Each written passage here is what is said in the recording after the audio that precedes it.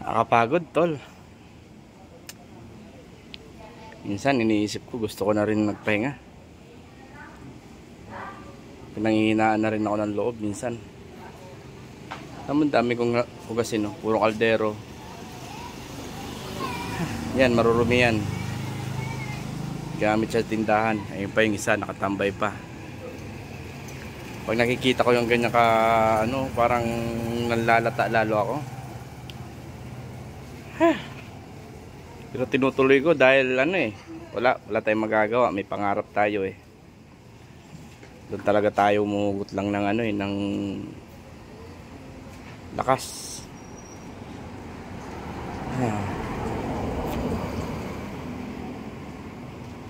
Kanina pa ako nagluluto, nagbagnet, maglalaga pa ako bukas, tapos kulang pa ako sa tulog.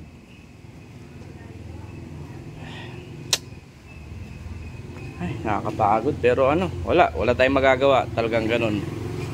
Hindi tayo pwede magpahinga, tol. Hindi tayo pwede magpahinga, boss, dahil marami tayong bayarin, marami tayong utang.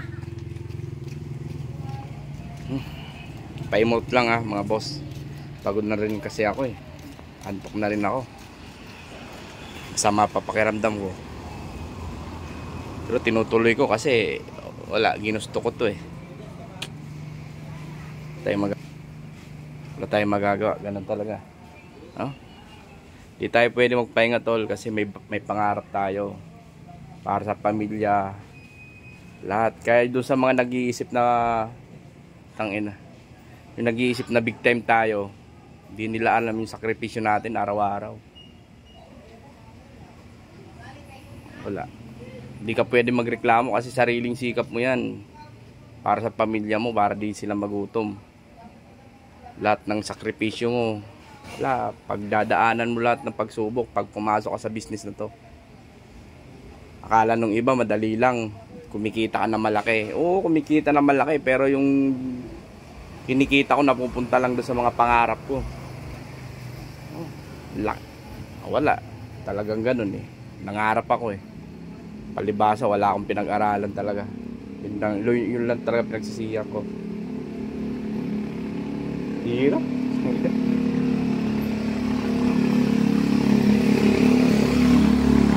Ewan ko. Wala. Taka kasi. Di ako nakapag-aral eh. Ito na lang yung solusyon ko sa buhay eh. Magsikap.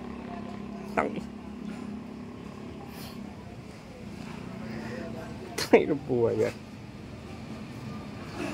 Pag guminto ako, puta, magugutom mga anak ko, pamilya ko. Kaya tigilan nyo yung kaiisip nyo na maganda buhay namin. Ryan, kalikigan to. Kung makita nyo lang kami na masaya, doon lang namin doon lang namin napapawi yung pagod. Doon lang namin naiibsan yung mga hirap ng araw-araw na ginagawa namin. 4 na oras lang tulog namin araw-araw. At tigilan nyo yung kakajudge nyo na maganda buhay namin. Ang ina, nagangandyak. Ilang taon pa lang ako. Ang ina, naghahangad agad ako ng magandang buhay. Kasi doon lang ako babawi eh. Hindi ako nag-aaral. Experience kong kumita ng pera, huminto na ako ng pag-aaral. Gayon pinapaspasan ko. Hanggat malakas pa ako, yun talaga focus ko sa buhay. Hanggat malakas ako, titirahin ko na titirahin yung mga pangarap ko.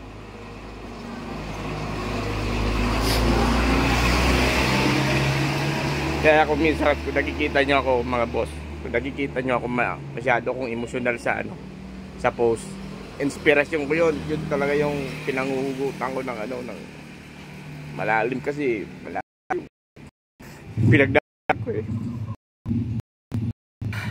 Siya na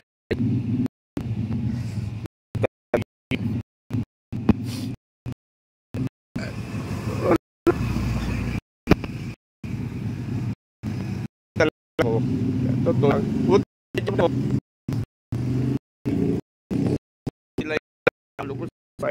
yung asawa akin tulong sa akin.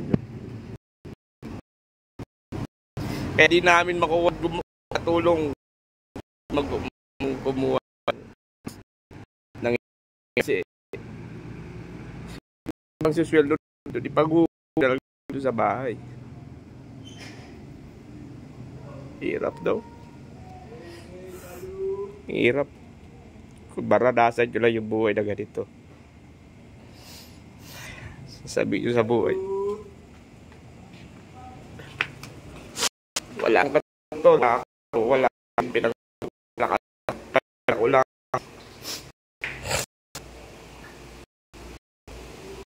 Yun mga tol. Gusto ko maglaban sa mano ng bigat na nararamdaman ko ng yung pagod ko. Araw-araw ako nagtatrabaho, gigising madaling araw, matutulog ng ating gabi. Ang ganyan. Wala na. Basta iniisip ko, hanggat malakas ako, titirahin ko ng titirahin. Hanggat malakas ako, titiritsuhin ko yung pangarap ko.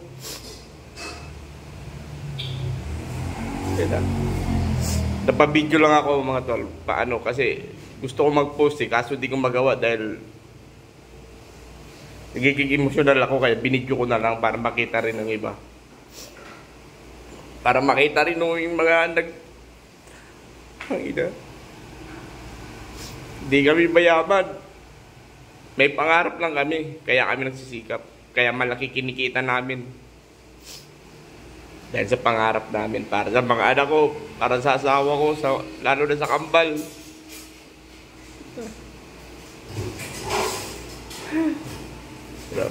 Nilabas ko lang yung emosyon ko. Pasensya na kayo.